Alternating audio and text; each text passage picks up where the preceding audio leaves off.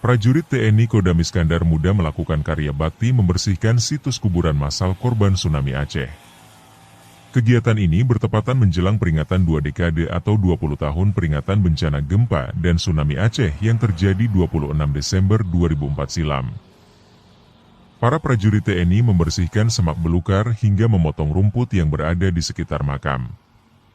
Mereka juga mengecat kembali pagar tembok dan monumen gelombang tsunami di dalam komplek makam yang mulai mengelupas dan kotor. Pangdam Iskandar Muda Mayor Jenderal TNI Niko Fahrizal meninjau langsung kegiatan karya bakti tersebut. Menurut Pangdam, pembersihan kuburan massal korban tsunami merupakan kontribusi nyata TNI di tengah masyarakat. Kegiatan ini diharapkan memberikan kenyamanan bagi masyarakat yang akan berziarah pada peringatan 20 tahun tsunami pada 26 Desember. Hari ini kita gotong royong, potong rumputnya, kemudian cat tembok-tembok.